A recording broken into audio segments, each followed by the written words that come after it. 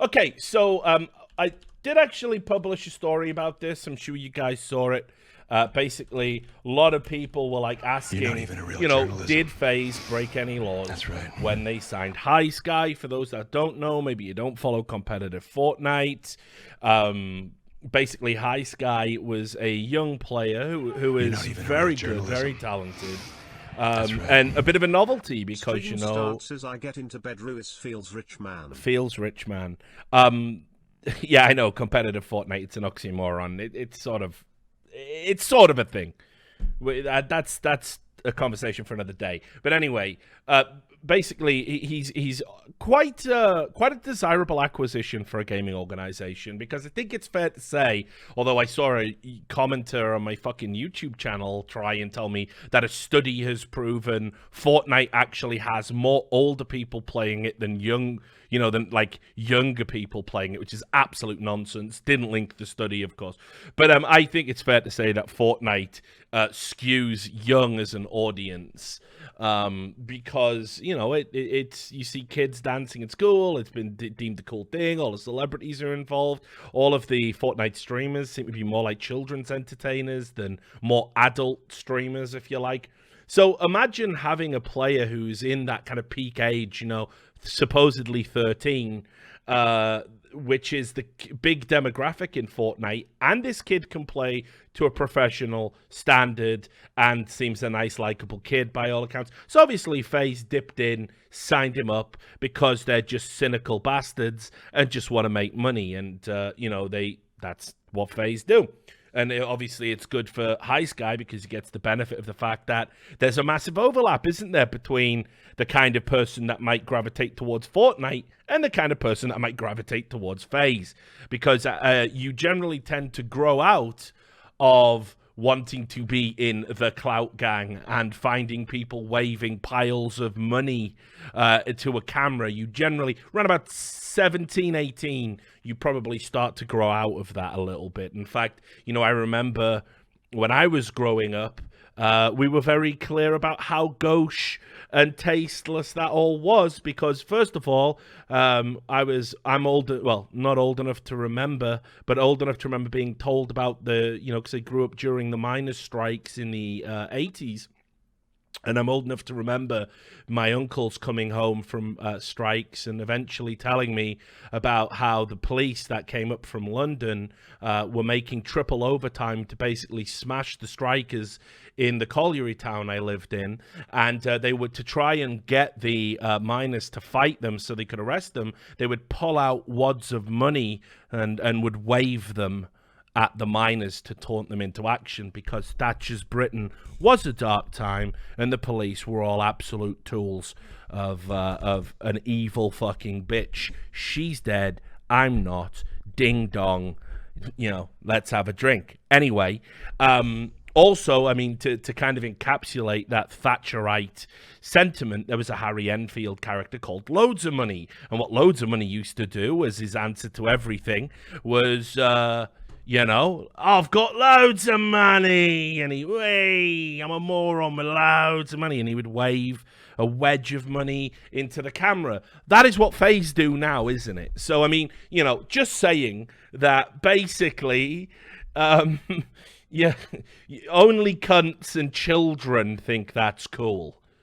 So, just talking about what part of overlap there might be. Anyway, High Sky, is a very desirable acquisition for a gaming organization. Now, it obviously turned out that he'd lied about his age, and FaZe knew he'd lied about his age, because we know from the Tfue lawsuit that you're not even a real journalist. Basically, FaZe signed the 11-year-old knowing he was 11.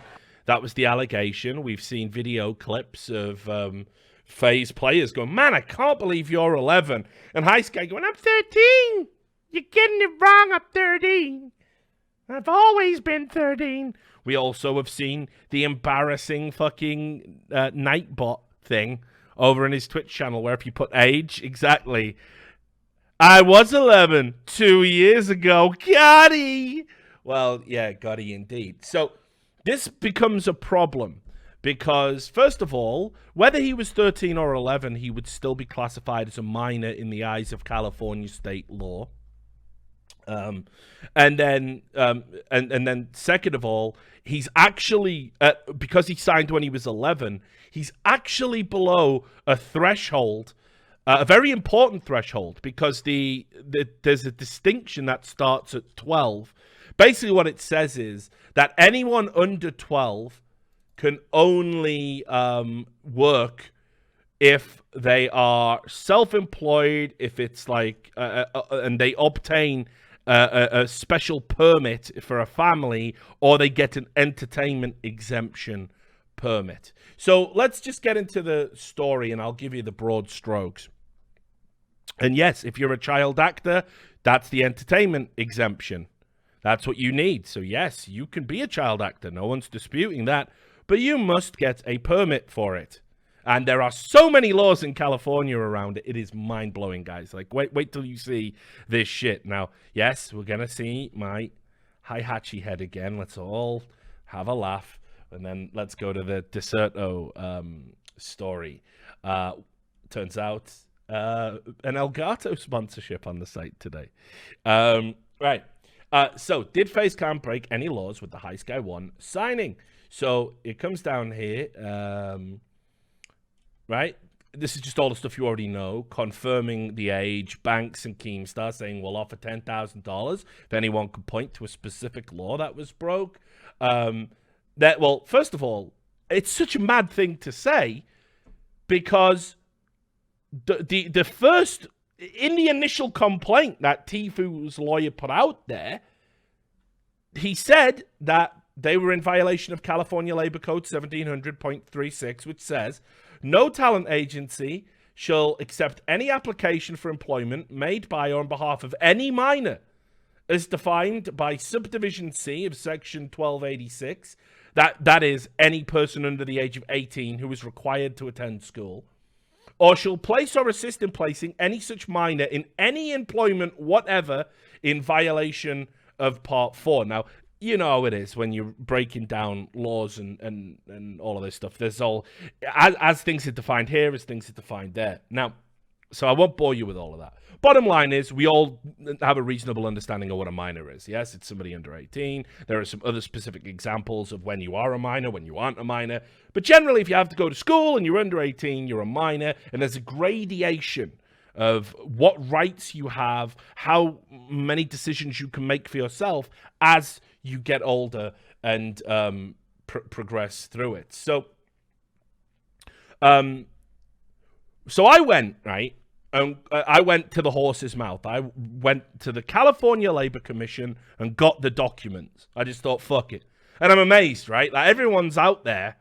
This is a pet peeve of mine, by the way, guys. I'm sure you know what I'm about to say, and it's going to come across arrogant and self-grandizing. But do journalists actually do any journalism anymore? Like, does anybody do any journalism anymore? Because, again, I spent 2-3 days going over the California fucking Labor Commission guidelines, right? And I'm seeing guys like, the Fortnite news guy, or, another, the type, the people who go, hey, everybody, welcome to the news. And it's like just the game footage news guys, right? And it's like, you do know you have a right to these documents. Anybody can go and get these documents. Anybody. You just go, you say, hey, the one of the documents is just available on their website. You didn't even need to ring them up. You didn't even need to put in a phone call. Nobody does any journalism. People sit around going, well, I think they broke the law. Well, why? How? Why do you think that? Well, because I'd like it to be true. Well, that's not how journalism works, is it? Well, I'll write an opinion piece saying if they have broke the law. Yeah, okay, cool. Why don't you go and find out? Why don't you just go and find out? So, frustrating for me, because this is, again, not really a super important story as I see it, honestly. I think the Tfu stuff's way more interesting than all this High Sky stuff. But it's relevant when we want to start talking about, how bad FaZe actually are within the framework of esports. So, like, I feel immense. I say this every time. I feel so sorry for this kid. I feel sorry for the kid's parents. That basically what's happened is people have got in this kid's ear, got in the parents' ear about how much money this kid can make, and they've encouraged them to tell some lies that could actually potentially get them into trouble. Because, as I'll show you, parents are liable. So if you knowingly or unknowingly allow your minor to enter into an illegal employment agreement, California state law says you're just as responsible as the employer, by the way. And these things count as misdemeanors. There's even potential jail time. It's serious. And they've been seduced by, because without giving away this kid's surname, and I will not do that. I've written about him, but I don't want this kid getting fucking doxxed, and there's people crazy enough on the internet to do it. So I've never used his real or full name in any of my reporting, even though I know it. Plus, it's a very distinctive name, so you would immediately be able to get his address and everything. So I won't do it. But it's quite clear that his parents have come from a background where they haven't had a lot of money. And this really is their golden ticket. And FaZe have probably encouraged them to lie. This is just conjecture at this point, just me speculating. But it certainly looks like they've been encouraged to lie at some point, and probably already lied themselves. You're not even a real journalist. When they realized that, you have to be 13 to be allowed on Twitch. Because it's got to be said that for all of the lying that's gone on in relation to Epic Games and everything else, he was already partnered before FaZe got anywhere near them. He was already partnered on Twitch. You're not even a real journalism. That's right. So... Another day, another problem for FaZe. Indeed. So anyway... Let's basically get into this part, which is what you need to know. Right. So... let's talk about definitions, because definitions are important. We've already defined what a miner is, okay? It's somebody that goes underground with a torch on their head, right? So we've defined that. Let's now talk about whether or not FaZe are in the entertainment industry, because I think that's also important, right?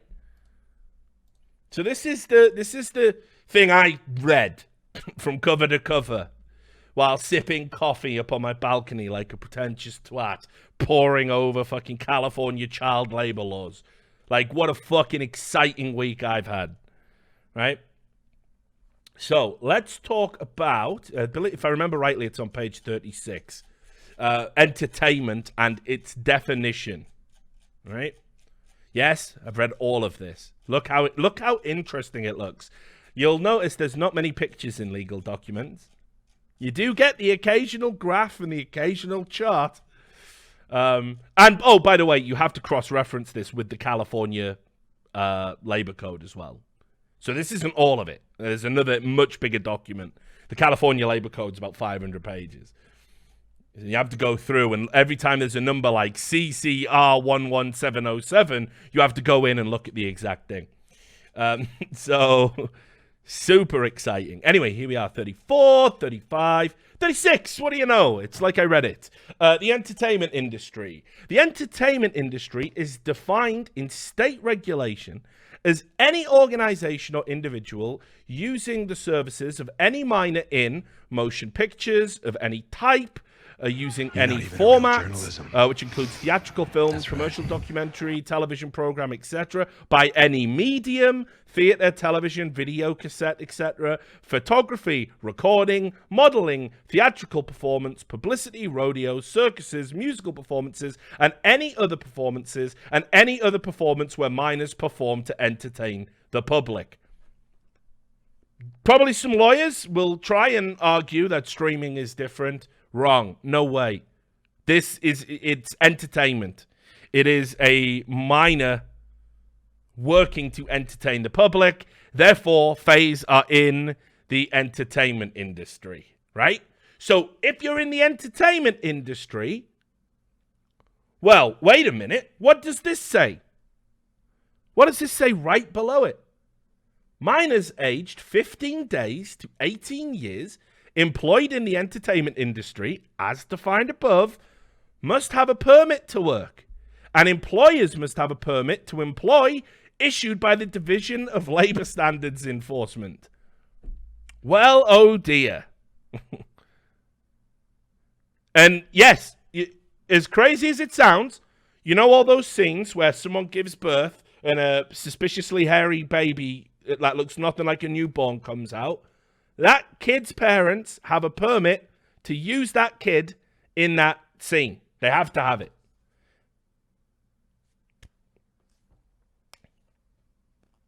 I think if you're less than 15 days, go fuck yourself, I guess. I don't know, whatever.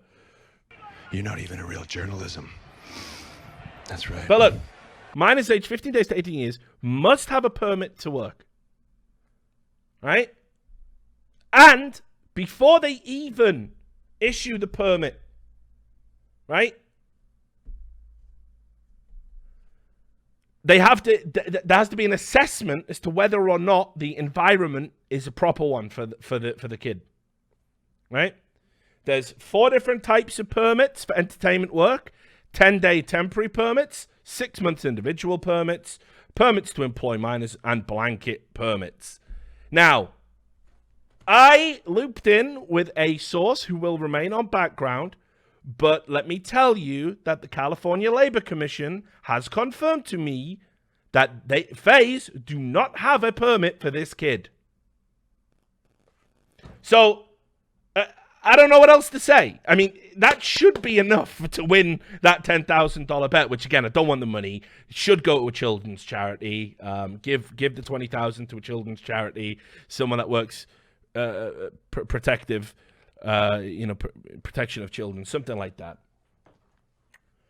But that's enough. Like, that's game over. Like, I don't understand why this is like considered a complex issue for people. I saw Keemstar like tweeted at me, and it's an absurd tweet, and it shows. I know he doesn't believe it, because Keem's a lot of things.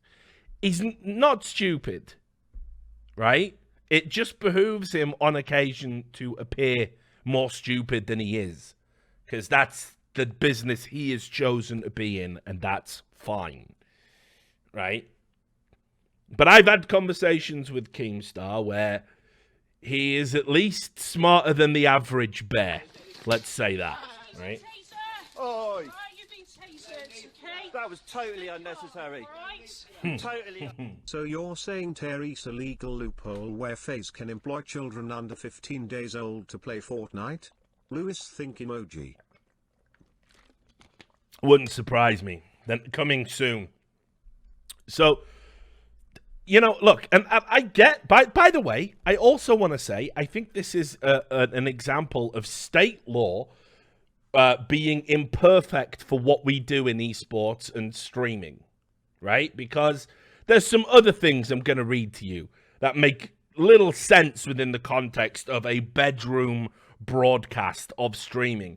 But that doesn't matter because, right, first of all, I saw people arguing with me over whether or not the jurisdiction of California would apply. People were going, oh, but look, it says in the contract, You're not even a real all journalism. agreements in this contract right. will be judged by New York law.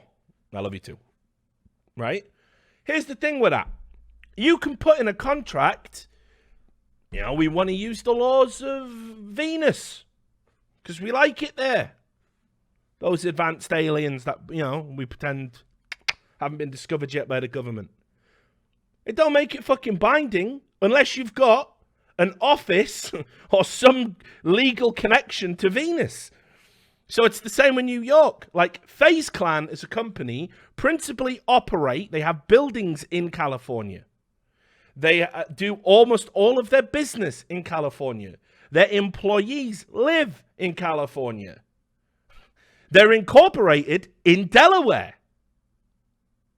So just because one of their employees was a DA in New York doesn't mean you get to say, we want you, New York state laws behoove us, so we're going to use them in a contract. There is no way a judge would agree you know, with the idea that New York jurisdiction. I mean, I say no way. It's unbelievably unlikely that anybody would rule the jurisdiction should be New York and not California. We're talking about a company that principally operates in California. People live in California. All the voices in the room, like banks and all that, they all live in California. Not a single person living in New York doing any talking. No team house in New York, They might have like a tiny little office or something there. The connection is very clearly to California. That's where they make their money. So that's why it would be the Californian jurisdiction. So that's completely nonsense as well. But so because of that, because California is the entertainment hub of America, many would argue the world, this is why there are all these protections in place. Because yes, child streamers aren't actors, but so far, because streaming's a relatively new thing, there are not special statutes, there are not special laws or rules for minors and children streaming. It just doesn't exist yet. Like, we've only just got to a point You're not even where, a real journalism. for example, That's right. YouTube have put their own rules in place about having parents having to be present in the room. Twitch are now looking at what they're going to do, and they've got rules saying under 13s, but, what if, and da-da-da. So there is no uniformity here. And ostensibly, there's no getting away from the fact that FaZe work in the entertainment industry, and they have signed a contract with High Sky. Now, here's the other thing people argued about with me. They said, but do you remember in the Tfue contract, Richard? They said that the person signing the contract is technically self-employed. So, it even says in the laws you're citing, children can be self-employed. Well, yeah. Slight problem. When you're self-employed, you don't enter into a contractual agreement with another company that gets to give you a salary and impose behavioral standards on you and sets targets for your work. Now, I've not seen High Sky's contract, but I'm going to wager it's a cookie cutter, same contract they give out to any other player. I bet it's not been specifically tailored at all. And as a result of that, right? The argument that he's self-employed is ridiculous. You cannot impose a behavioral standard. You cannot say these are targets that you have to meet, and here's a regular salary. In other words, all of the trappings of an employer-employee relationship in a legally binding contract, and then say, but for the purposes of of us having protection, you are self-employed. So that's a huge legal argument that has to happen there as well. And I don't think it stands up. I don't think it stands up at all. I think trying to say that Tfue was a contractor, was self-employed is absurd. You're paying this guy a salary. He's doing work for you. It's... and again, I've talked about this enough on the stream. Employment law in America is ass. Like, it doesn't help you out at all.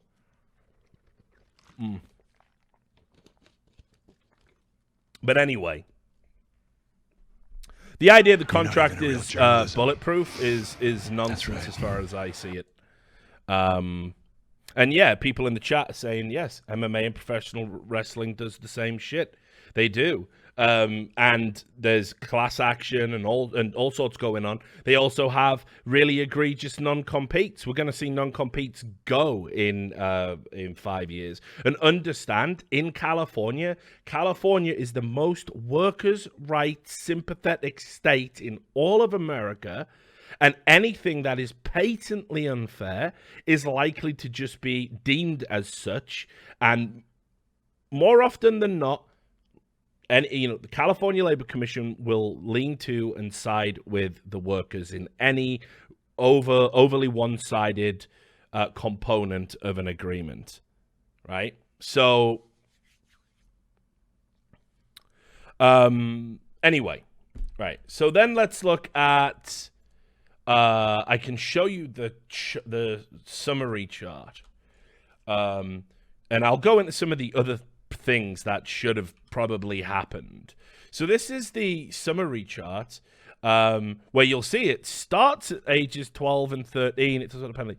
This is for minors under 12. High Sky was 11 when he signed the contract. School attendance, it's completely inflexible. They must attend school full time. I mean, that's not part of the discussion. You must have, you are not permitted to work. You're not even a real journalist. Except in the entertainment industry, That's right. and only then on a permit issued by the Labour Commissioner. So again, that's where we're at 11 years old. You cannot work a job. There are some exemptions we'll get to, but unless it's in the entertainment industry, and then only with a permit. So again, it cannot be more clear. You cannot work for more than 8 hours consistently in a single sitting. Now, it's interesting there because this would, if all of this applies, it would also apply to his stream, right? And because of how Twitch works, when it bans a channel, all the videos go. So we can't see. But if he's ever streamed for 8 hours consistently, or more than 8 hours, that's potentially a violation. You also can't work more than 40 hours a week. It's also your wages have to meet the state standard laid out by the Industrial Welfare Commission, which is about $11 an hour, if I remember rightly. So it has to be commensurate to $11 an hour. It cannot fall below that threshold. But there are exceptions for parents and personal attendants, which are like, babysitting, right? That would be exempt from a minimum wage and overtime requirement. There are no permits required for any self-employed minor, a news carrier self-employed on a regular route to deliver newspapers to consumers, but news carriers must be at least 12 years, non-self-employed news carriers must be at least 12 years of age. Casual work in private homes, such as babysitting, lawn mowing, leaf raking. Employment by parent guardian in domestic labor or in connection with premises the parent guardian owns, operates, or controls. So if your dad says, here you go, son, I'm going to pay you $5 an hour to mow my lawn, that's fine. That's why those exemptions are there, or you get into crazy stuff. And there's a bunch of stuff specific to agricultural law as well.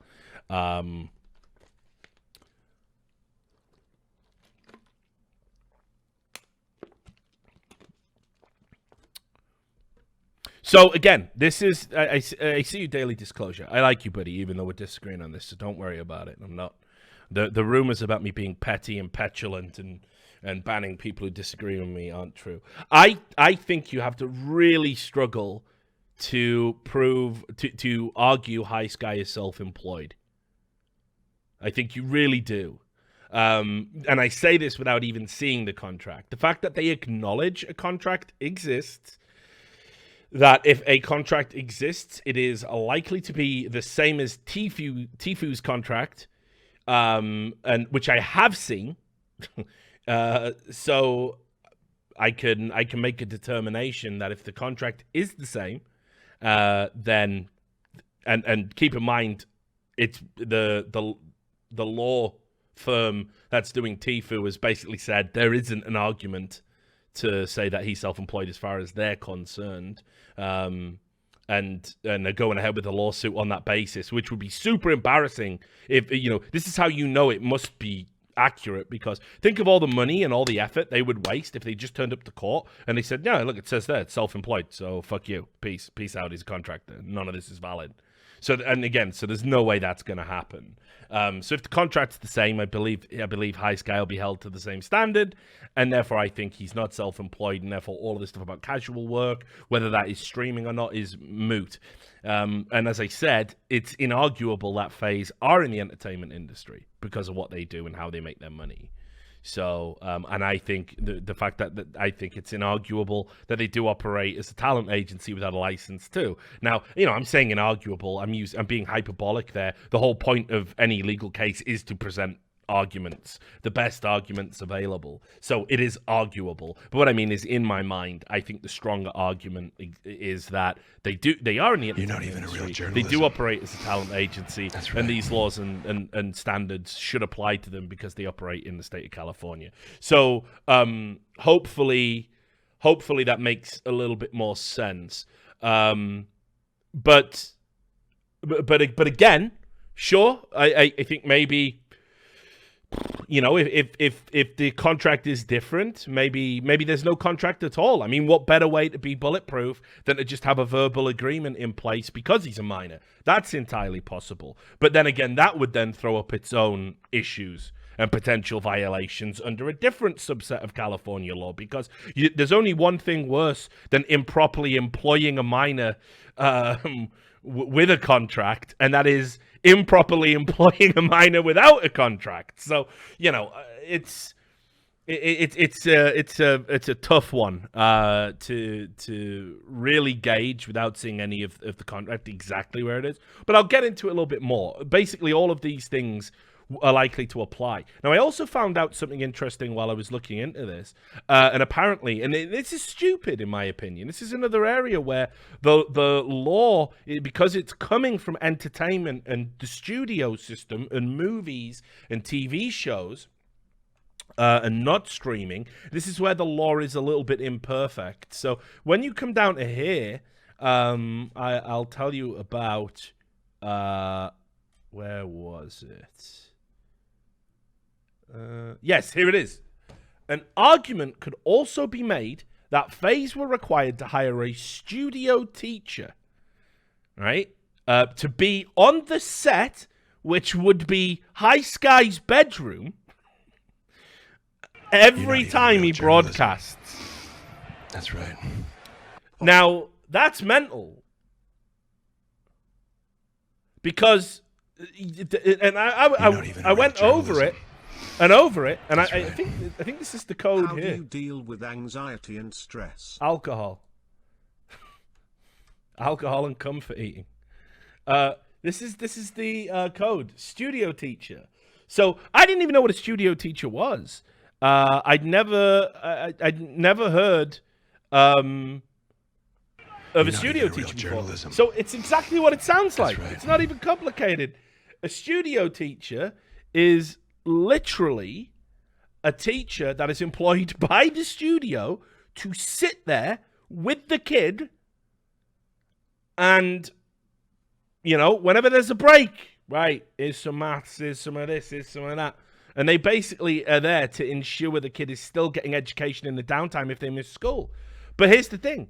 Even if the kid goes to school, you still have to hire the teacher. So that's ridiculous. But it's based around the studio system basically being like when you take a child actor, we've all done TV shoots, right? I'm sure you've all done a TV shoot. I've done TV shoot. They're long days. So very often you wouldn't be at school, so you have to have a teacher sit there with you during the shoot if you're a minor. Make sure that you're getting an education, and the act is like an additional protective element. Now, California are insistent, and what this says here is there are no exceptions. There's no exceptions. If you work in the entertainment industry and hire a minor and film a minor, a studio teacher must be present. Right. I can't believe it. It seems absurd. But they're very clear on it. Let me just show you. Hang on, I got the union of studio teachers here, so you can just see what they say about it. Is this it? No.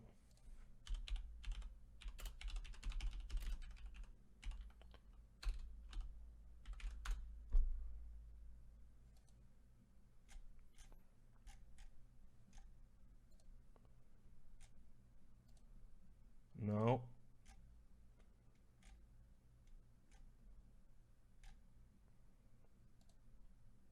Was this the one? No. Well, anyway, if you go to the official Studio Teachers website where you can sign up to become a studio teacher and take an exam and get a certificate and all that, it literally just says it there on the front page. Yeah, if you're filming anything in California, you need with a kid, studio teacher has to be there. They're like, it's guaranteed work in California, motherfuckers, because everyone's filming shit and everyone wants their kids to be famous. So this is an example of a very imperfect thing, because that makes no sense. Can you imagine? So not only now does High Sky on YouTube have to have his parent in the fucking room while he's streaming, apparently there has to be a teacher present as well. Going, all right, okay. Well, you see, you could have killed that guy there while you were playing Fortnite if you had adjusted your angle slightly. Why don't we come over here and I'll teach you about Pythagoras' theorem, something you're never going to practically use in your life. Yeah, okay, great. Like, fuck that noise. That's ridiculous. And I checked and I double checked and I checked with a lawyer and they said, yeah, that's right. And I was like, but how would that work for streaming? And they said, well, quite clearly it doesn't work, does it? It's still something that would be expected. So that's just mental. So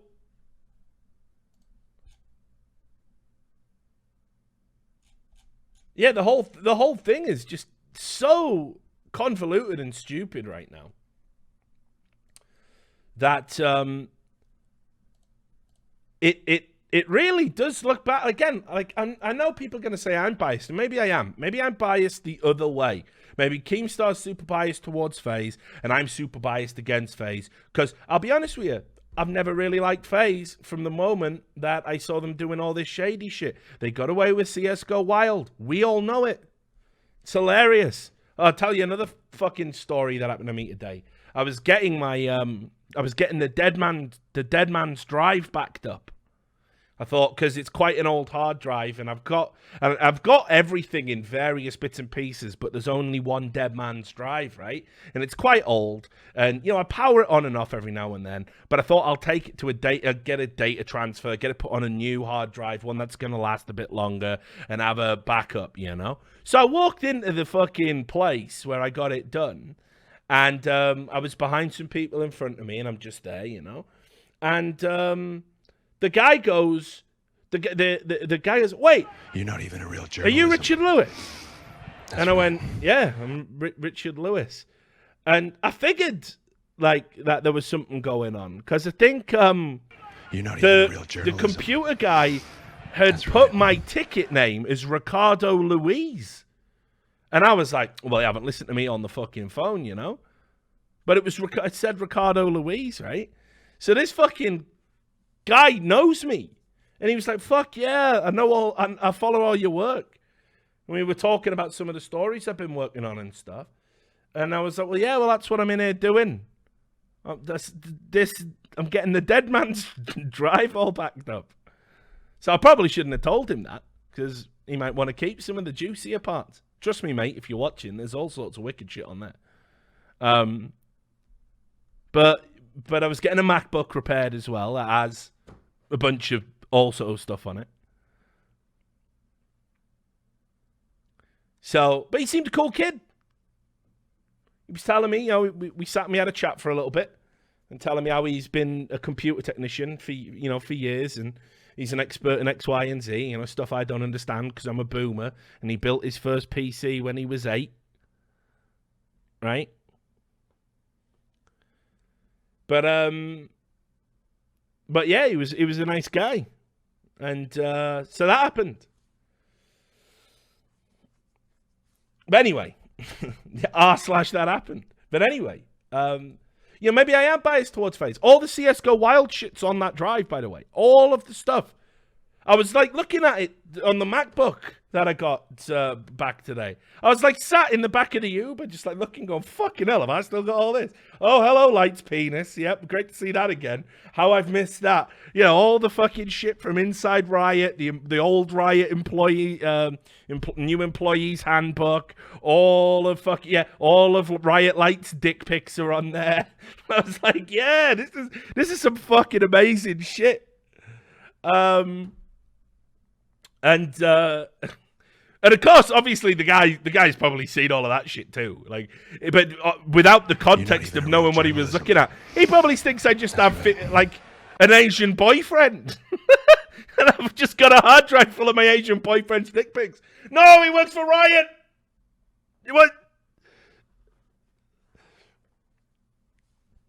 Whatever. I don't mind. So anyway, I've not liked FaZe for ages because of that shit. Because they got away with it. You know, I've got all of it. I've got all of the articles of incorporation in Antigua and all of the addresses and all of the like weird overlap with Gagey and all this stuff. It's all on there. I never liked them. They're full of shit. They were full of shit when they did that Kickstarter for the video game they never made. Oh, by the way, cheers, boys.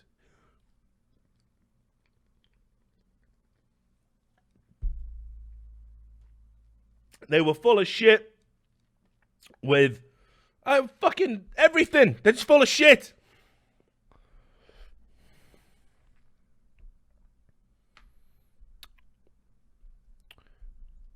This is Saint Archer. So, anyway. It's just nice not to have a light beer. Yeah, I figured I'd lost a bit of weight. I owe it to myself, unfortunately, with my fucking body and its ability to blow up in very short periods of time. I was down 20 pounds overall. You know, me and Anders, we've been on that big fitness tip, looking good. I'm gonna drink two cans of this while I'm on this stream and probably gain like 10 pounds overnight. So that's how that works.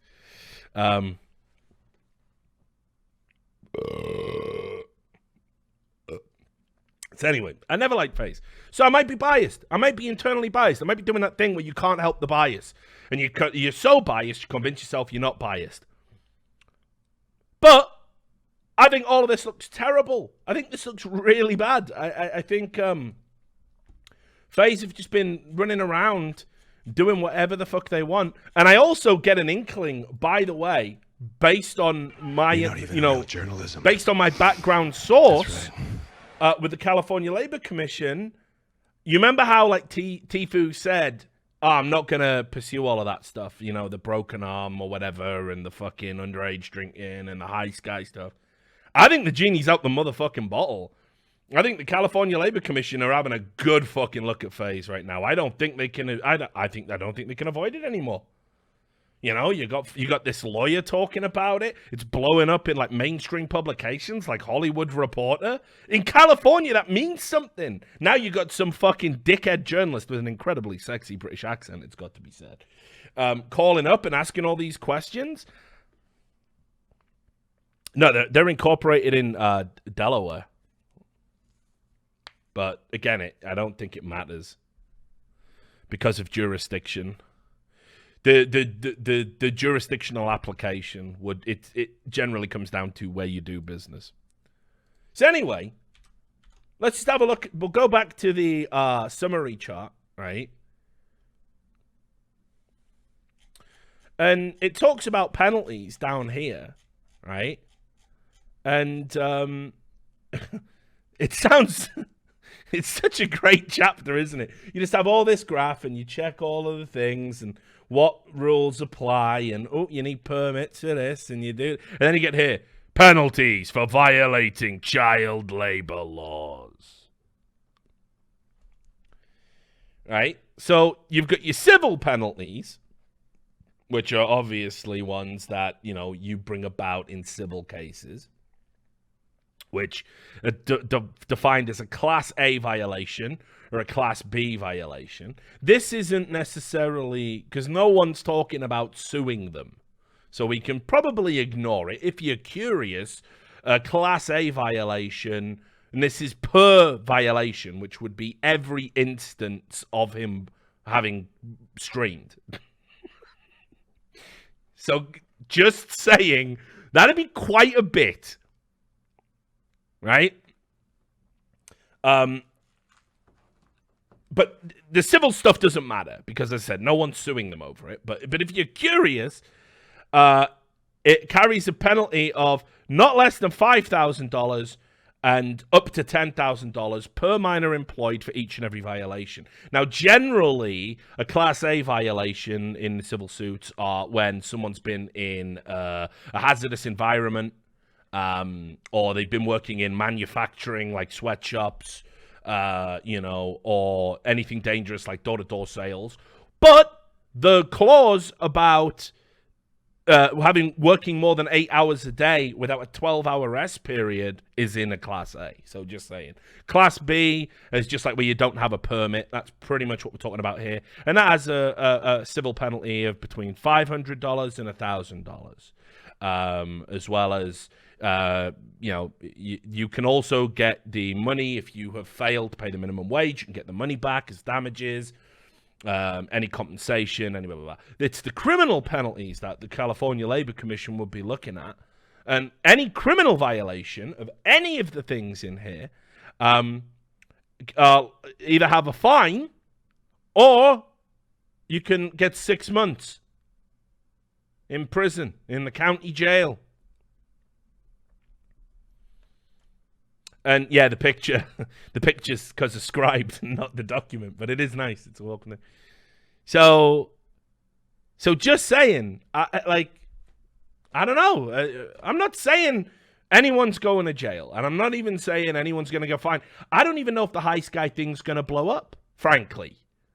But this is, for me, if the California Labor Commission do decide to get involved, I think they've got plenty of fucking leverage, plenty of evidence that's on their side. And I think FaZe really don't want to get embroiled in a legal battle with the California Labor Commission.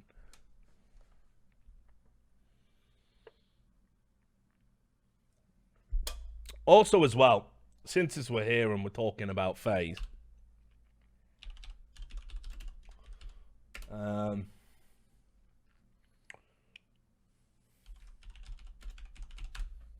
there was a video put out by The Score. Let me just see if I can find it. Where was it?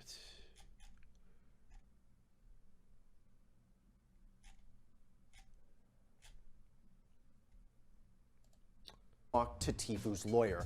Yep, this is it. I'm quite glad because they didn't get the soy drinker to do this one. You remember this? Remember The Score, the guy, the soy drinker who for their must-win match. Oh God, Houston Outlaws. the Houston Outlaws don't have an owner right now. Anyway, you remember the soy drinker that basically fucking said like, now listen, I used to be an idiot like you too, right? But I did some research and I've concluded the OK symbol is the most hateful symbol since the Roman salute to sweep the world, you know? That guy, I'm glad he didn't do it because it would make the video insufferable. So instead, they got this guy rocking a rather nice mustache, to break it all down. Now, the important bits are obviously where they interview the lawyer. So we can skip to that. They give like a summary here.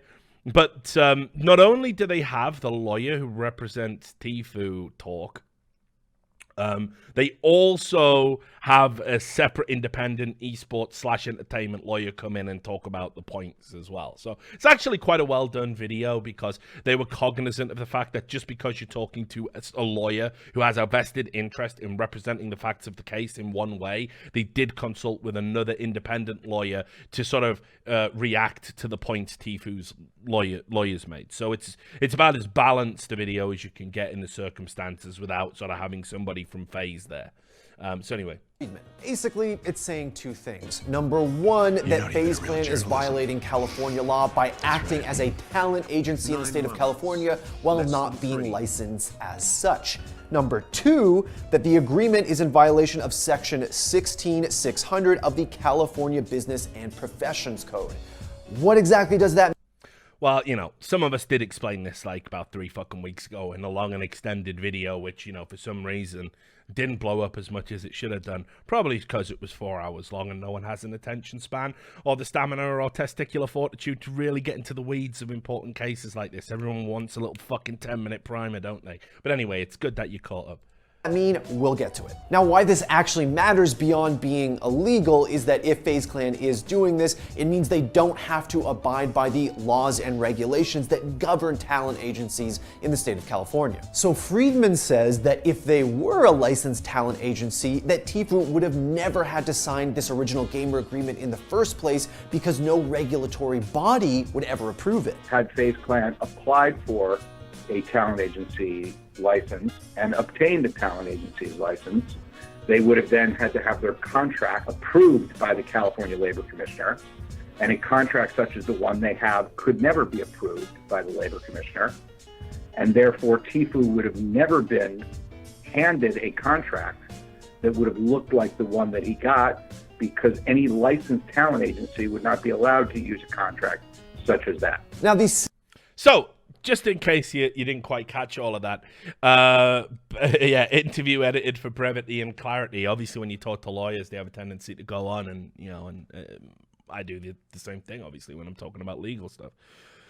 But basically, that is a key component that I don't think a lot of people picked up on. When I did my video, what I explained was that basically, if you have a business operating as a talent agency without a license, it pretty much almost always invalidates the contracts. But this is another little interesting facet that nobody has talked about up until this point, and I think it's one of the most important things that come out of this video, honestly, and that is that when you are a talent agent in the state of California, there is a regulatory body that dictates what the contracts must look like, what clauses they can contain, what you can and can't demand of a client, what you can and can't do for a client, what you can and can't expect a client to do. So these things, you know, again, have a hugely important bearing on whether or not this contract will be found void, because obviously, if we say FaZe are a talent agency, first of all, you have the fact they don't have a license. And then second of all, now you have this additional component that their contract would never pass muster, even if they did have the license. So it's like it's like the double slam dunk there. It's the tomahawk jam. Second thing that the lawsuit contends is that Tfue's original gamer agreement violates Section 16600 of the California Business and Professions Code, which states, quote, every contract by which anyone is restrained from engaging in a lawful profession, trade, or business of any kind is to that extent void, end quote. The other action is a lawsuit in the Los Angeles Superior Court, and that lawsuit is based on, in part, a violation of what's called 16600 of the Business and Professions Code. And what the code stands for is you cannot illegally restrain an employee or an independent contractor in California from working for someone else. Basically, Friedman. So this expands on the point that I made in my video when we broke down the Tfue contract, that this clause is unenforceable. The clause that demanded, if you don't recall, that basically he would not be allowed to work for anybody else. He would not be allowed to live stream for 6 months. Well, obviously, this has a huge bearing on not just his ability to make a living, but his ability to sustain his profile, right? Because, you know, if I can't stream, my subs decay away. People lose interest. Another streamer could come in and do what I do and find my audience who aren't watching me, and then they become his audience, and then they don't ever re-engage with me. It can be incredibly harmful. And lo and behold, Brian Friedman's found the exact statute, not even necessarily in the California Labor Code. I think he cited something else. But basically that says you cannot do that, and it will not be upheld in the state of California, which every lawyer I know that looked at that clause anyway immediately said that is going to be unenforceable. That is so going to be unenforceable. And remember why FaZe are doing it. FaZe don't want him to go away and create his own organization unimpeded. They want to do as much as they can to harm his profile and prevent him competing with them as a rival business. That is what they truly care about. It's got nothing to do with any of the other stuff. That's all smoke and mirrors. All this talk about family and betrayal, blah, blah. It's got nothing to do with that. It is, he will create a competitor that will eat away at FaZe's bottom line and potentially one day replace them in terms of stature and size. Says that if you're designated as an independent contractor and not a full-time employee, that you're not bound to be employed only by a single group or business. So no matter what you hear from all the drama videos out there, those are the two main thrusts of this lawsuit. Now, one of the more interesting... And that's another thing I like about this video, actually. The fact is that they're on the same... Well, they're on the only page of the book that matters, right? You go out there and everyone's like, Tfue just used FaZe for cloud. And then other people are like, 80-20% split, man. It's like so greedy and predatory. Like, none of that matters. Like, none of it matters at all. It is like background noise to the main stuff. Like, because they don't...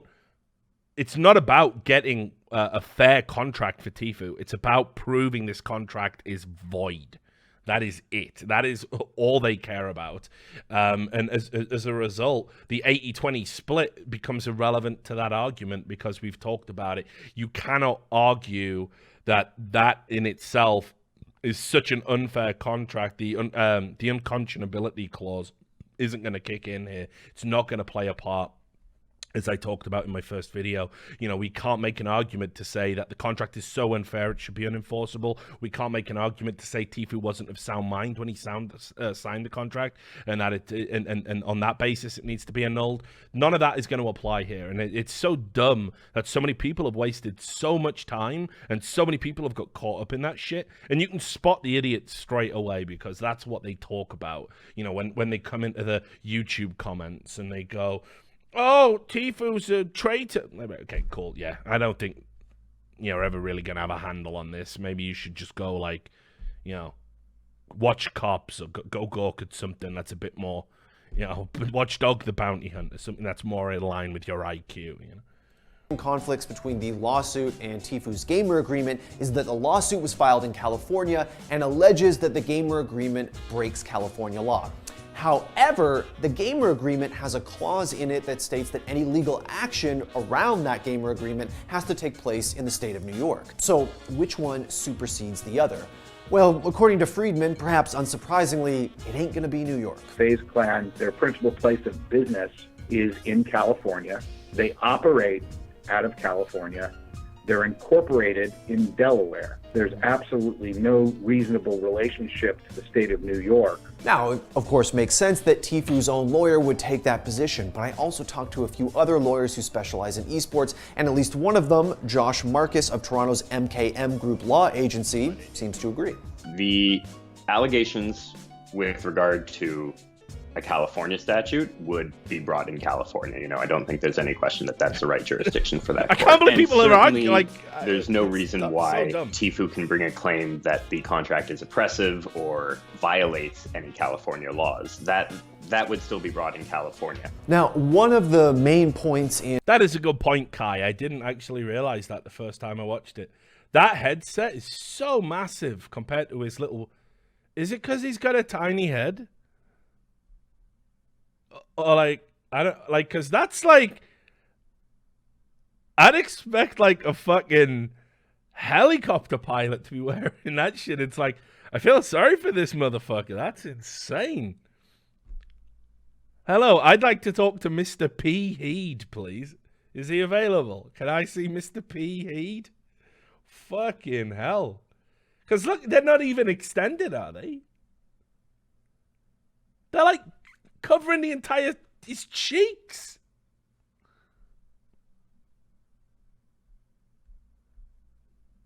Like, that's mental. Anyway, good spot, Kai. Good spot. Any California laws. That would still be brought in California. Now, one of the main points in all of FaZe Clan's communications since this lawsuit came out is the reiteration that they've gone back to Tfue time and again with better and better contracts that have, better and better revenue splits, and that they're trying to make things right and trying to get him on as best a contract as they can. And Friedman does confirm this. However, he says that the contracts that FaZe presented Tfue with behind the scenes when this whole thing started weren't even legal. Those They probably weren't, were they? Oh, FaZe. Oh, fucking. What would we do without you, though? Let's be real. Okay, tell me why, Brian. Give me some sugar. contracts provide for illegal procurement also without a talent agency's license. And even worse, those contracts actually try to get Turner to waive the California Talent Agencies Act and the illegal procurement provisions, which is, by the way, legally unenforceable because they're to protect individuals and artists. That is mental. That is mental that they tried to... Hey, you know that thing that you totally can't waive? Will you just sign a contract that says you're not going to use it? You can't waive a protective law for like that. Like, what is that? Like, I can't believe FaZe have any, it seems insane to me that Lee Trink was a DA. He's not even their head of legal counsel over there. I forget the guy's name. But, like, these guys, this is like clown shit. Like, that is unbelievably stupid. And again, you have to understand, sure, Brian Friedman is obviously a biased source when talking about the rights and wrongs of what FaZe have done in this case as it relates to his client. But he is not going to publicly say this unless he's got the evidence to back it up. You have to understand that, because it would just be so easy to discredit him, and by extension, perhaps even the actual case itself when it got to court. So he obviously has these contracts that they offered Tfue, and they've obviously done this. They've obviously said, yeah, can you just sign here saying you waive the California Talent Agency Act? Like, you can't do that. And no one could possibly sign something like that that would be so illegal. Now, speaking of new contracts, one of the most interesting things Friedman told me, which I think is completely new information in this case, is that it wasn't just FaZe Clan presenting Tfue with contracts. Tfue's team actually presented FaZe Clan with a proposed contract, and they rejected it. FaZe Clan was presented with a contract. Turner would accept. Thanks for the $25 jerky. Appreciate it, buddy. Good to see you. I heard the circus is hiring new talent. Perhaps they can get all of FaZe Clan's management, cause there's no way these guys ain't clowns. Cirque du Soleil? There's something there.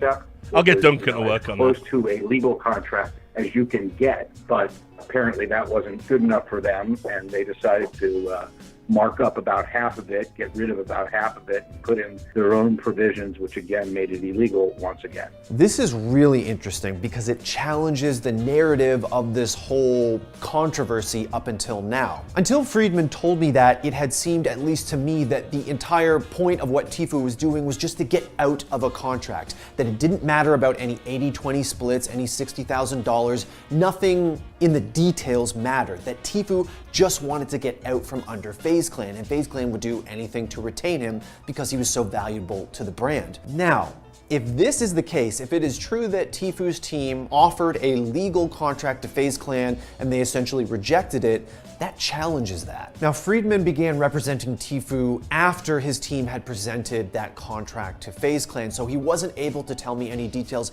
about why FaZe Clan would reject it. And frankly, I'm still confused. Isn't the game here, from FaZe Clan's side of things, just to keep Tfue on FaZe Clan? They don't care about making a dime directly off of Tfue. His value to the brand is there just being on the brand. I would really love to get FaZe Clan's side of the story, especially in regards to this particular issue. And again, I'm going to keep trying, and if they do update me with any information, I will be sure to pass it on to you guys. I'm sure another Banks will be figure that tweeting got a tossed load of around nonsense a real ton soon, in the first few weeks of this controversy was the $60,000 figure. Specifically, FaZe Clan saying in their communications that they only took $60,000 from T. Now, if you remember, I talked about this as well. This whole $60,000 thing is just so rotten for a variety of reasons. And it's really crazy that FaZe put this like front and center in their like defense about how they're like really super nice guys. Because, first of all, $60,000 for a client of that size shows that you aren't representing them in a way commensurate to what they could get independently. Yet you're demanding that you, any potential clients, sponsorship deals, that you're demanding Tfue basically defers to you. So it shows incompetence. And then second of all, this $60,000 thing is completely disingenuous and has been from the start, because all the, they said, oh, we took nothing from his, G Fuel codes, the creator codes or whatever they're called. Well, first of all, yeah, because they didn't exist. They didn't exist at the time you signed the contract, so you've got that there. Second of all, every time you sell a FaZe shirt with Tfue on the back, every time you sell a shirt in general because a Tfue fan wants to now buy into FaZe because that's his home, that's his, that's the org that effectively employs him, you're making money off Tfue. So this whole, we've only made $60,000 off him, was a lie from the get-go. And again, it's another classic smoke and mirrors game that FaZe are playing. It's complete garbage. When it came to this dollar amount, Friedman was not impressed, saying that it's completely disingenuous and does not represent Tfue's value to FaZe Clan's brand. First of all, why are we sitting around believing that they only took $60,000? How you could rely on their $60,000 figure as to what they made off him, it's disingenuous. I mean, do you realize how much money FaZe Clan is making by having Turner as part of its team? How much advertising they're selling? How many sponsorships that they obtained because Turner was part of their team? It's almost laughable to think that they are saying that they took $60,000 from him and that's it, when they've made millions of dollars through sponsorships with Nissan and other companies by virtue of the fact of having popular gamers, the most popular of which was Turner. So to say that they've only made $60,000 off Turner is a complete fiction and doesn't take in the reality of how much they've made on their videos, how much they've made on their YouTube channels, how much they've made through sponsorships, brand deals, and otherwise by utilizing Turner's name and likeness and by having Turner as part of the team. Now, since we're past that, forget about the $60,000 and forget about any 80-20 splits, because neither of those things, according to Friedman, were the most egregious, the most shocking parts of Tfue's original gamer agreement. Is what I think is the most shocking provision in this entire agreement. And that's the agreement that says that at the end of the term that he has to sit out and can't play any video games online publicly for 6 months. And why would that provision, if you ask yourself, be in a contract for someone like him? Think about this. If he doesn't go online, doesn't stream, doesn't play for 6 months, what will that do to his following and his subscriber base and his career? It will absolutely, irreparably harm his career. So how you could have an illegal provision that is essentially a non-compete, that does not allow him to compete or even on his own to do his own craft and stream or publicly play video games online for 6 months is shocking. And I'm really, really surprised that that's not the part of the contract that people are looking at and saying, wow, That's unbelievable. That would destroy someone's career. Another piece of clarification I got from Friedman was regarding the original parts in the lawsuit surrounding underage drinking, underage gambling, and Tfue allegedly being pressured into doing dangerous stunts. Very quickly after the lawsuit was filed, Tfue came out with his own video saying specifically that he wanted those allegations removed from it. Friedman told me that he agreed with that and indicated that those allegations would be taken out and that that is not the point of the lawsuit at all. Technically, it's like an attorney-client thing, but I respect my client, and to the extent that there's a mistake put in there or there's something in there that he didn't want in there, I'll own that, and that's not an issue at all. And I think that he's right in the sense that, you know, it's really not what, you know, notwithstanding the fact that Banks comes out and says and admits to the underage drinking, it's not what it's about. This is not what the case is about. It's really what it's never been about. So what happens next? It's been almost a full month since the lawsuit was originally filed, and Tfue's legal team started this whole process back in September. Now, this perhaps isn't the most shocking thing in the world, but according to Friedman, one way or the other, Tfue is getting out of his contract. It's going to happen one way or the other. FaZe Clan's contract is going to be deemed to be illegal, it's going to be deemed to be void, and they know it.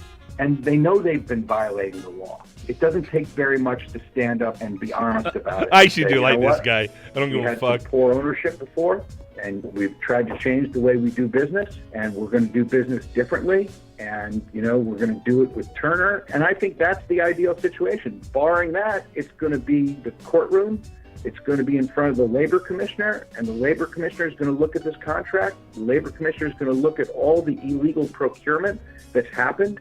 The labor commissioner is going to void this contract and say, no, no, no, can't treat people like that. You can't operate as an illegal talent agency and try to get away being unlicensed. And, you know, I'll just put the question back to you, right? Would you go to a doctor that didn't have a medical license? For esports lawyer Josh Marcus's part, he feels that it is more than likely that this case will be settled out of court. Yeah, and I agree with this. Unfortunately, we probably won't get a lot of the dirty details going forward. Odds are already that this case will settle. Given the publicity, I'd say it's even more likely to settle. Given that, you know, there's been a lot of numbers thrown around here.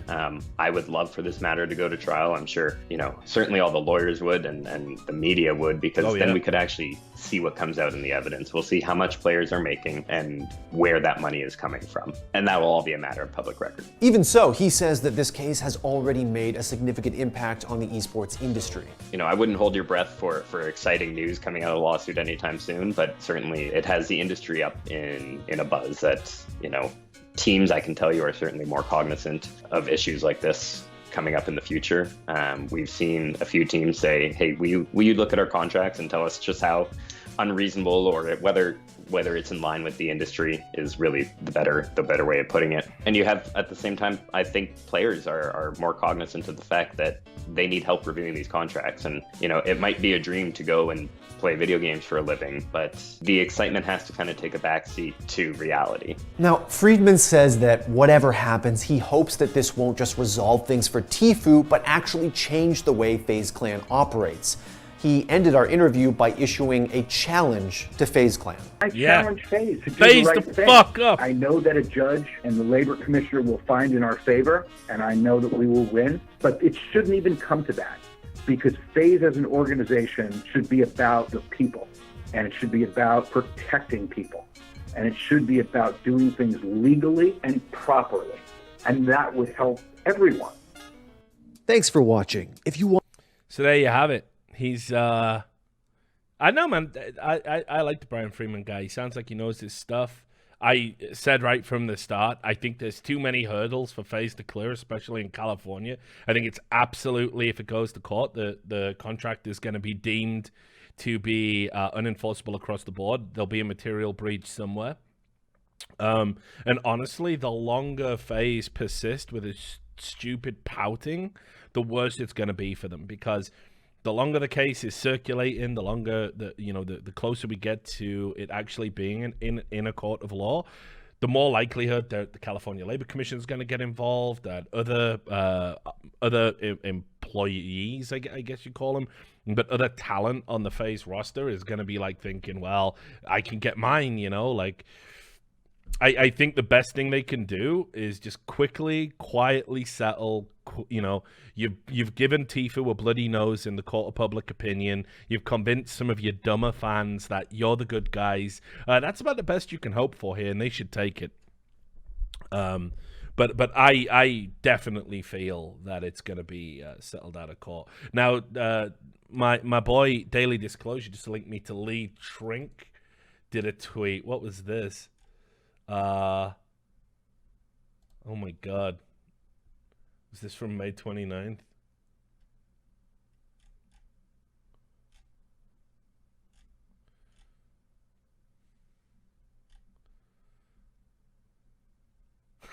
Oh God. This guy. You're not even a real journalism. That's right.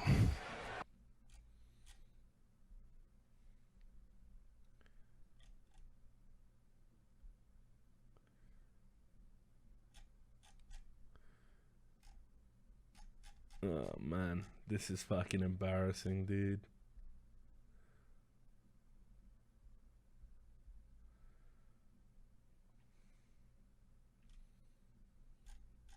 Like, you know, these guys are just so full of themselves, and they're just like, they just can't help but lie, dude. Like, it's fucking insane. So this is an article on Bloomberg. Oh, hello. Talking about this lawsuit, and just like listen to what Lee Trink's saying. Like, just look at this shit. The lawsuit has sparked a wider conversation about competitive video gaming and whether its infrastructure and player protections have caught up to the fact that esports is now generating serious money. FaZe Clan Chief Executive Officer Lee Trink says his organization is already working on new contracts that are better adapted to esports in 2019, one that gives players more of the money they generate. There's actually a contract sitting on my desk that we've been talking about for months. A new era contract, said Trink, who acknowledged that the industry is vastly different today than it was last April. This is nonsense. Right. There has not been radical changes in the last year. That is a lie. I work in this business. I am an expert in this business. I have been around in this business longer than Lee Trink. You were still fucking up cases as a fucking DA, you know, and doing your thing when I was reporting on this industry. I've seen radical wholesale changes. The change between this, like last April to this April, is so marginal.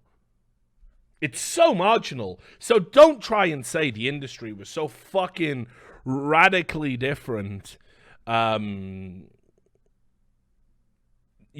no way you cannot say that the industry is radically different, and that you had to rip off Tifu, you know, and give him a shit contract a year ago because of how the industry was positioned.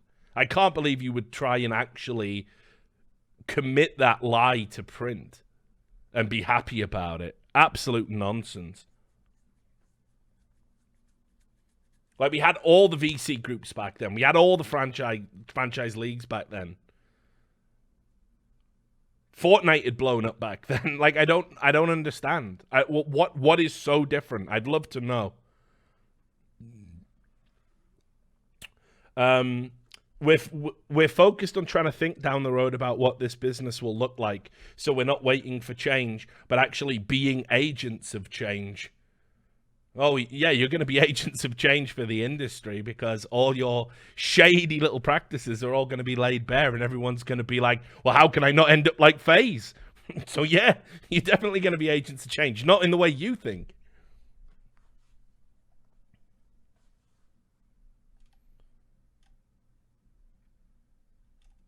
And then they just talk to the usual suspects, talk about Ninja, talk about agents.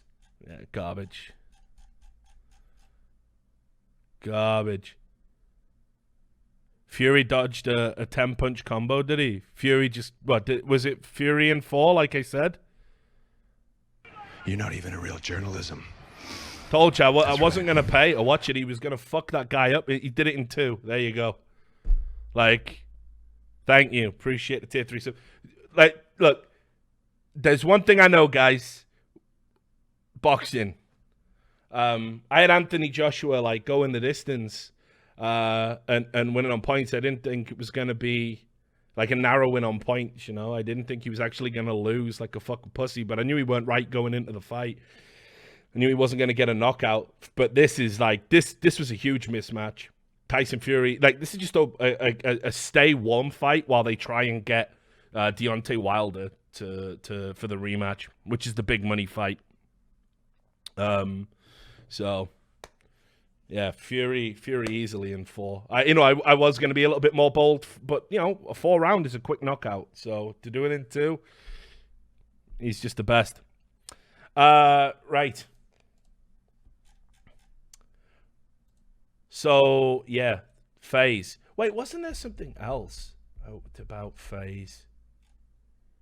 Not too. Oh yeah. Here's what we can talk about as well. Because right, did you notice again? Back to my point about journalists. Does anyone do journalism anymore? Right. After I did my live stream, and remember I showed you all the lawsuits they were involved in, right? And I explicitly said what they were and where to find the cases and everything. Well, finally, because people like listen to my fucking stream and listen to me and listen to my tweets, finally, somebody basically got around to writing about that lawsuit, right? Now, keep in mind how long that lawsuit's been in the docket for, how long you've been able to get those fucking things, have access to those documents. Here we had the Daily Dot finally did it. FaZe facing second lawsuit. Right. First of all, Daily Dot, your headline's wrong because they're embroiled in a lawsuit with the apparel company, the Tfue lawsuit, the lawsuit with Hubrick. I also think there are some secondary lawsuits relating to Hubrick. I think they're also being sued by Hubrick. And I'm going to show you another one because I guess I'll have to talk about it on screen for somebody to report it in the mainstream press. Right? But here you go. In addition to the ongoing legal battle with Turner Tfue 10, FaZe is in the midst of a second lawsuit with the now defunct social media platform Hubrick, which claims FaZe broke away from the company and raided its corporate offices overnight, according to a new report from The Blast. Well done. So you're not even doing the original reporting and you get your headline wrong. Excellent. The two companies began working together to help build the esports organization from the ground up. This is all the stuff I talked about. And it's been there since 2018. You're not even a real But they finally, people are talking about it. That's right. But look, I'll show you the other lawsuit. I got the document. Yeet. I'll show you the other one. Where was it? Was this it? Child labor. Here you go. Here's the other one for you guys. Tell you what, Blast, maybe you can get around to writing about this. They're also in a lawsuit with a media company because they didn't pay them for content creation. I got the document right here. The Hilton Media Group, it's called. Again, filed in 2018. Nobody talked about it. Nobody brought it up. In fact, actually, wait there. I'll get a beer and break this down. This is a good one. You guys will approve of this. So I'll leave you with Captain Freedom for a second. I'll be right back. Are you ready for pain? Are you ready for suffering? If the answer is yes, then you're ready for Captain Freedom's workout. Yes, it's America's own Captain Freedom. That's the ticket. No pain, no gain. So, when you hear the tone, control your jealousy and leave your message. Good old Captain Freedom. Right, where are we at? Okay.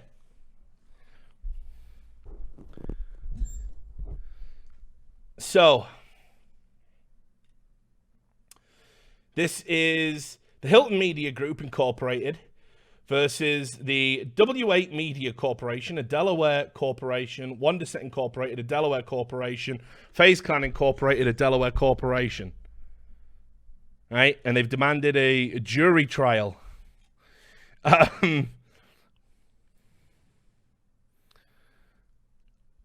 So, also, more shit going down in California because this is, which also shows they work in California because it's a media company in California. So these are all the standard introductions to a complaint, all the definitions. So, what are they accusing FaZe of doing? Well, breach of contract.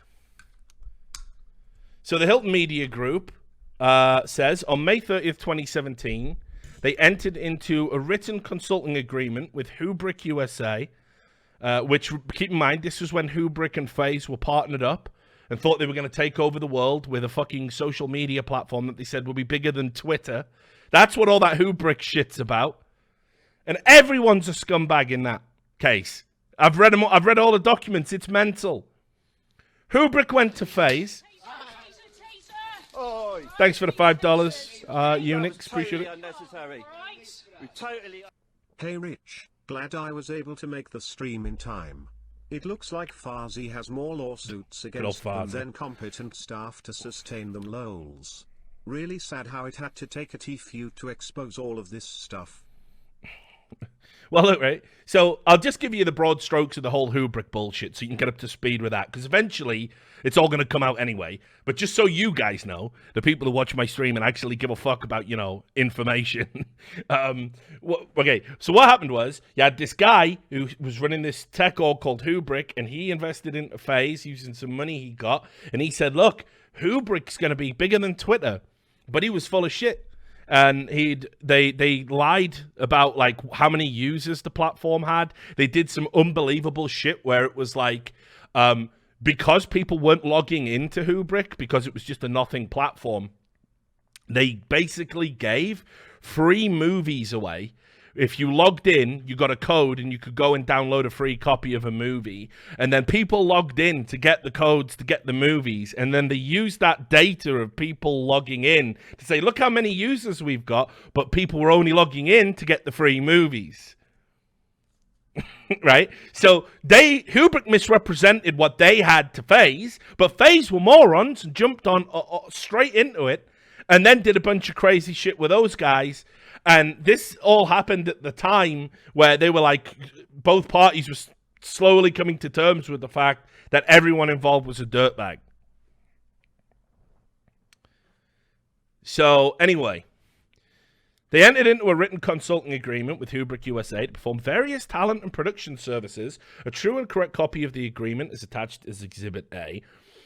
On information and belief, the signatory to the agreement, Hubrick USA, is a business entity of unknown origin and type that is owned, operating, managed by the defendants, is a DBA of the defendants, has been subsumed by defendants and or defendants of the successors and interest of Hubrick USA. The Hilton Media Group has at all times performed the terms of the agreement set forth in the manner specified by the agreement, pursuant to the defendants' requests.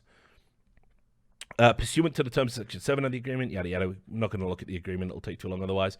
Despite HMG's performance of all service pursuant to the agreement, defendants have failed and refused and continued to refuse to tender their performance as required by the agreement. Defendants have not paid the Hilton Media Group the $162,834.83 in past due amounts owed to HMG pursuant to the agreement. Additionally, the defendant refuses to pay HMG $270,000, which represents compensation owed to HMG pursuant to the agreement from September 2018 through to May 31st, 2019. Right?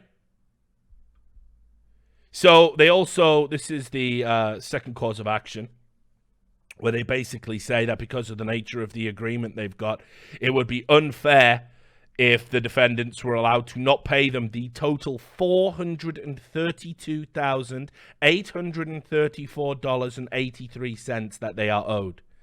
So close to $500,000 we're talking about here. No small potatoes, right? And here's the actually I do want to show you the agreement because this is what they were paying for. So you remember all that content that FaZe started to make, you know, around about 2017 where they kicked it up a notch and they started doing like a professional podcast and having interesting guests and everything. That is what this company were helping them do. So they what the Hilton Media Group were doing were basically going out and reaching out to talent, journalism. You know, people to be on the podcast, people to work on the podcast for them. They acted as a go-between for management and PR companies.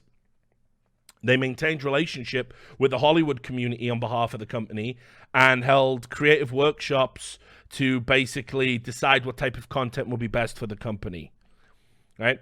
So you can see here, they also provided video production services where they would shoot and edit an average of 3 videos per month of the series to be shot at the Kubrick LA house. And what they would provide would be a full film crew for the episode, which included a director of photography, a camera operator, and an editor, as well as full access to an editing suite. They would have the following camera package per episode that would come out for the setup. They would also do graphics for them. So pretty much everything. And you can see here, this is how the payment broke down, blah, blah, blah. There's also like just some indemnity here that for liability purposes where, you know, they would have to pay out $1 million or $2 million if certain clauses were violated. But there you have it. All signed, all agreed upon with the Hilton Media Group. So this is still ongoing. This hasn't been decided. I think because of the demand for the jury trial on this. So this is like another potentially $500,000 just in unpaid money to a media company. Because I think they did, I think if I remember rightly from other legal documents, because there's a ton of like filings and other documents with this. I think that this was the company that did the whole, what was it, Parents Basement or whatever it was called, that podcast. And they had basically got some like celebrities to go on that too. Mom's Basement, sorry, my bad. Probably should be called Parents Basement because, you know, sexist otherwise.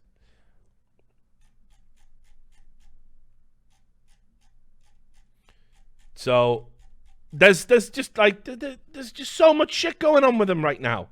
I've been saying this for fucking ages. FaZe have problems. FaZe have a ton of problems. They don't act right. They don't behave right. They don't pay their debts. They employ scumbags. They lie to their fans. They lie to the community. They're terrible for the industry. And everybody gets fucked in the end if you deal with FaZe.